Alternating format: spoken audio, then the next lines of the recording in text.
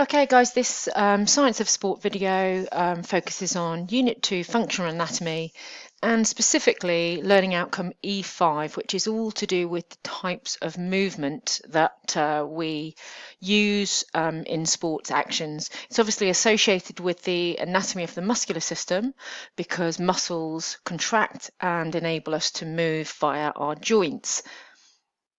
So the specification content is here. So essentially what you've got here is a list of terms which are used to describe movements that happen at our joints. What you will learn as we go through them is that most of them come in pairs. So for example, protraction and retraction are a pair of movements, a movement one way and a movement the other way. There are a few which are more isolated, so circumduction is a singular description, there's not a pair to go with it, but for the most part they come in pairs, and that's how I'd advise you to learn them. The other thing to note is that some movements, so flexion, can occur at multiple joints. So we're talking about hip flexion, shoulder flexion. It also occurs at the elbow and the knee. So hopefully from previous learning you understand that we describe these movements, these joint actions in relation to and from the anatomical standing position. So again, the image here shows this person in the anatomical standing position, which is where we have BFA, body facing forwards, feet pointed forwards slightly apart and arms hanging loosely down by each side. So if we were here going to describe flexion at the elbow joint, effectively this is the starting position, and then the elbow would bend, reducing the angle at that joint, and that's flexion. So what I'd like you to do first of all is just have a little watch of a video which illustrates and shows you some movements before we look specifically at them.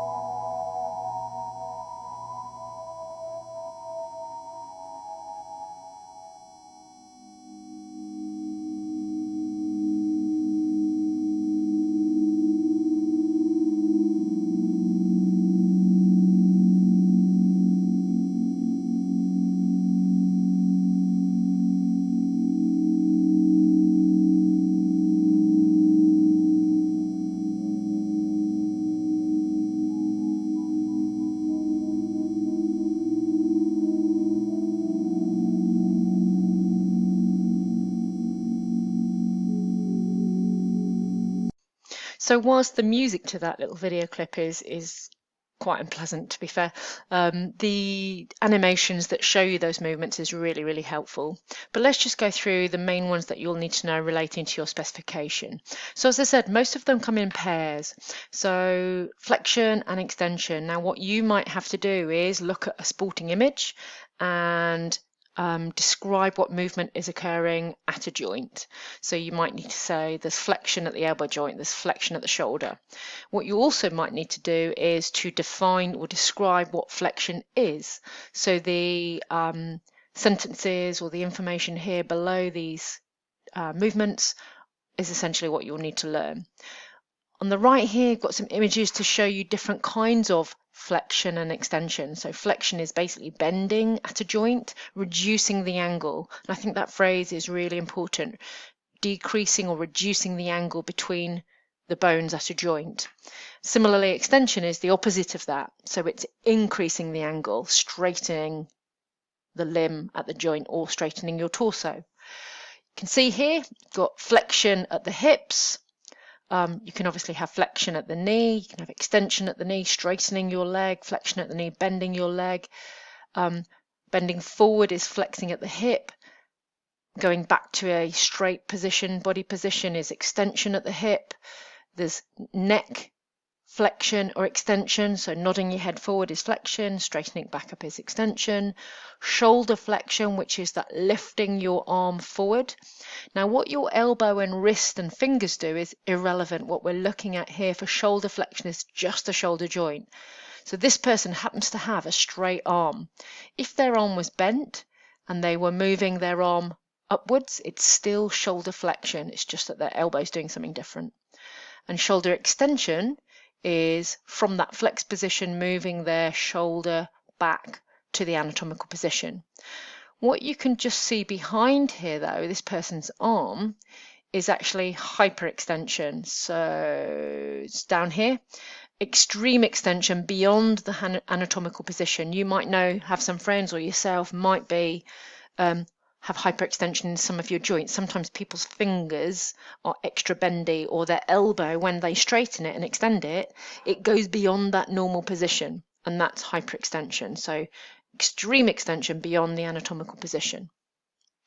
So that's flexion and extension, reducing and increasing the angle between two bones at a joint. Then we've got a slightly weird one. We've got horizontal flexion and horizontal extension. Now these two images here try to show this. If you were stood with your arm abducted, which is where your shoulder or your arms are raised out to the side as if you've done part of a star jump, and then you moved your arm across in front of your body, like this image here, that across movement is horizontal flexion. I guess you compare it, your arm is horizontal to the ground, and it's a movement across, flat, horizontally, rather than up and down vertically. So that's horizontal flexion, and then the movement backwards is horizontal extension. Okay, and it's again all about the shoulder joint at this point. Now, horizontal flexion and extension can also happen at the hip. Next ones then, these two movements are paired, so we've got three pairs of movements, dorsiflexion and plantarflexion. And these are only used to describe movements at the ankle joint, so it's a very specific, these are very specific terms to the ankle joint. Plantarflexion is effectively pointing your toes, so the downward movement of your toes to straighten the ankle, and pulling your toes up to your shin or to your tibia is dorsiflexion. And the way I remember it is plantar is pointing, PP, plantar pointing. If anybody is into fish, the dorsal fin of your fish is on its back, upwards, pointing upwards. So dorsiflexion is pointing your toes upwards. Silly ways to remember, perhaps. The last one to mention then is lateral flexion. So this refers to if you're stood in the anatomical position, stood upright, and you lean sideways, either side, it's called lateral flexion. There's bending, there's a reduction in the angle here at the torso, at the trunk, and you're flexing, you're reducing that angle Lateral means to the side. So lateral flexion is bending to the side, bending your spine. Moving on then, some more movements to understand. So we've got a pair of movements up here, abduction and adduction. When somebody's abducted, they're taken away. That's one, again, daft way of perhaps remembering the description of this movement. So if we look at this image here, if I drew the line down the middle of this, an imaginary line down the middle of this body, it would be described as the midline. Abduction is movement away from the midline. So there can be abduction at the shoulder and abduction at the hips. So abduction is movement away from the body's vertical midline. Adduction is its partner movement and is obviously the opposite. It's movement towards the body's vertical midline. Now we've got these two, they're not paired necessarily, but they are two terms that often get confused. Circumduction, let's look at that first. So this is illustrated here. Circumduction is something whereby an end of a limb makes a circular movement, but the other end of the limb stays still. Obviously the shoulder joint stays still, the hand can move in a circle. So what you're ultimately making is a conical shape, a cone-like shape. So circumduction is where there's a circular movement of a limb. Rotation, on the other hand, is different from this. It's a circular movement of a limb about its axis. So it isn't just a limb, by the way. The head can rotate. The top of the spine enables rotation, and that's actually what's illustrated up here. So rotation only happens at pivot joints in the body, and there's a pivot joint at the top of the spine, and it allows you to look left and look right. You can also rotate at your hips, your shoulder, and a little joint just below your elbow called the radio-ulnar joint. So rotation is different from circumduction. It is rotating something about the imaginary axis, an imaginary axis. So if I had a skewer, like a barbecue skewer, and I stuck it down through this person's body, the head rotates around that skewer, around that axis, and that's rotation. Rotation at the hip or the shoulder can be lateral or medial. So over here we've got an illustration using the hip. If you rotated your whole leg towards the middle, so moved your whole leg inward, that would be medial rotation. Medial means towards the midline. If you rotated your leg outward, so your foot was pointing outward, like this illustrates over here, that's lateral rotation. Lateral means to the side. The same can be said of the shoulder, rotating the arm in or rotating the arm out. Medial, lateral. You know, I said rotation can also happen at the little joint just beneath the elbow, and that has actually, those rotational movements actually have got very special names, only used to describe this radio-ulnar joint. Radio-ulnar, radius and ulnar are the two bones in the forearm. That's why it's called the radio-ulnar joint. And the radio-ulnar joint's a pivot joint. So when you rotate that forearm, like you do when you use a screwdriver or when you're putting spin on a tennis ball or a cricket ball, when you rotate the forearm so that your palm is facing up, that is called supination. And the easiest way I use to remember that is when the palm is facing up, it's supination. Up is in the word sup. Supination. When you rotate the forearm at the radio-ulnar joint to make the palm face downwards, that's pronation. Okay, so another paired movement. This just refers to the radio-ulnar joint. So the last pair to look at on this slide are eversion and inversion, a pair of movements, opposing movements that happen at the ankle or the foot. So eversion is this one here, where you tilt or twist your foot so that the soles of your feet point outwards. You can't do it a great deal, but you can make your foot slightly point out and slightly point in. Inversion is the opposite movement to that, is where the soles of the feet move inwards to face each other. I guess in some swimming actions, in gymnastics, in running and dodging, we do this, perhaps sometimes without thinking about it. We change the angle with which our foot is directed. And here we are, the last two pairs of movements now. These are based around the shoulder or the shoulder girdle, your scapula.